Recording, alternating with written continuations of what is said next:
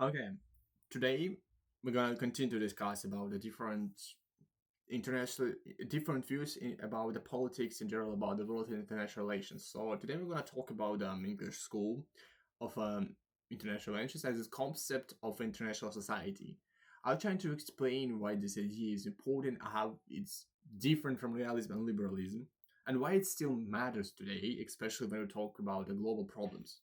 So let us start with the just first thing like it's the school, the English school is interesting because it provides the middle ground between the two very well-known approaches in international relations as a realism and liberalism. I don't want to again explain what realism and liberalism means because I have already done it in the previous videos. So let's just say that we already know what does it mean, and just focus on the English school. So the English school says that both of these views are partially correct, but they're also incomplete. It introduced an idea of an international society. According to this concept, the states are not only interested in the power or self-interest, but they also share certain norms and rules. They follow agreements or understandings not because they are forced to, but because um, these shared rules help maintain order and predictability. So, at the same time, states also care about the justice, which means they sometimes make decisions that are guided by fairness and moral responsibility, not only by power and self desire. So, yeah. And one of the keys of idea of English school is an international system is not completely chaotic. Even without a world government, countries still find ways to exist, to coexist. It's a very, very good remark. They do this by following common norms and rules, like principles, respecting borders, agreeing not to attack each other without reason, and working together in times of crises. For example, think about international trade rules or arms control agreements. Even when states do not fully trust each other, these rules create a structure that makes cooperation possible. And without trusting, it could be true, it could be. So another important point is the balance between order and justice. Sometimes states act to maintain order. For example, during a conflicts, countries may work together to prevent a war from spreading. At the same time, they may act to support justice, such as intervening in humanitarian crises when people's rights are being violated. But this thing is not so working today because even look to the modern world about things. A lot of wars are now going, but United Nations can do nothing. It's not partial. It's fully I would say it's useless.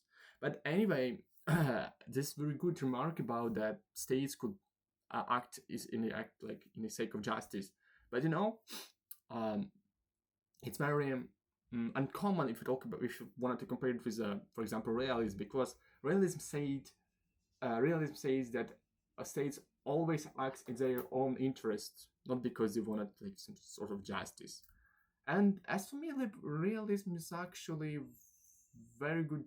It's very good description of our world because let's even remember the München Conference in the beginning of 40s when the Allies just gave up the Czechoslovakia and gave it to the Third Reich, even if they say like we will be protecting you. That makes us think that nobody is protected by some sort power, nonce agreements, nonce I don't know alliances are fully useful.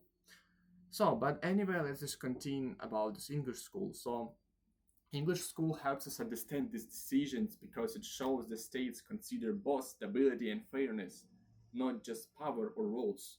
It's very good distinguish between like realism. So, why is this perspective useful today? As I said before, we can so observe the actually working of the English school ideas and principles. So why it's actually so important?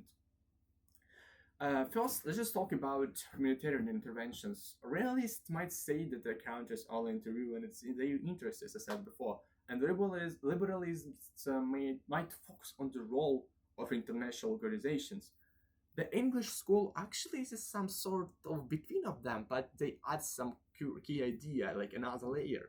It shows that states sometimes act because of shared norms and moral responsibilities, even if it costs them something. So for them, like um, they have some sort of morals or rules they have to follow.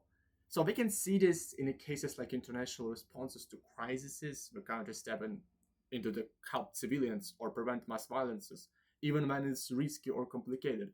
For example, we can see the Yugoslavian war when the Yugoslavia started to collapsing, and a lot of countries sent their missions, humanitarian missions, to prevent spreading of war and protecting uh, the civilians.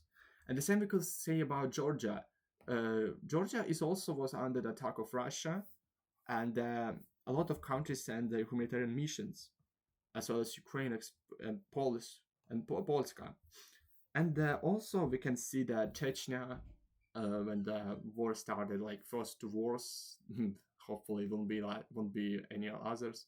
But anyway, a lot of countries also send their humanitarian missions to support the civilians and prevent a lot of more casualties through like around citizens. So this occasion shows us that not only like I don't know some self interests, but also like some moral plans is also could be in the political view. Second key idea of international society helps us to understand global governments. We live in a world with many institutions and agreements, from the United Nations to climate change treaties. I don't know. These systems work not just because they exist, but because countries follow these rules. They trust each other to some extent and share expectation about how to behave. So these things emphasize the importance of these shapes in the stadium and that shows that international politics is about than just it's about more than just competition. It's also about cooperation and order as well. So finally, this approach is useful for analyzing not state actors. Today, international relations are not only about countries or states. Big companies, international organizations, and even networks of activists play important roles now. The English school allows us to see how these actors interact with states and influence the rules and norms around the world and global society.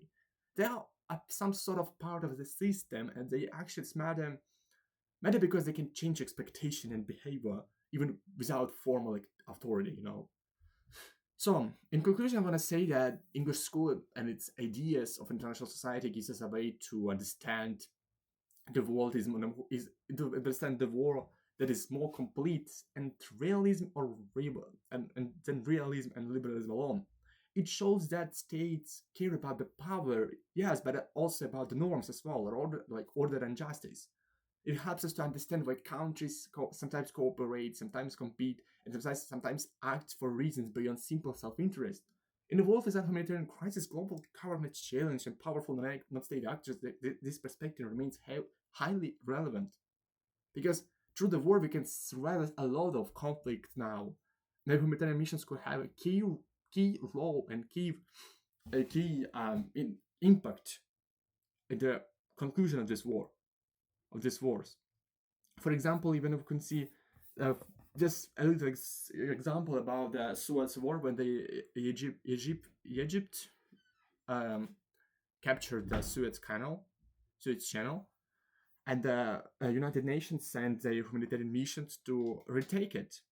So there you can see like I don't know hard power solution without any diplomation. But anyway, uh, I just want to say that uh, English school says that non-state actors even could be more important and have more impact than states. So that's all. Thank you. Bye.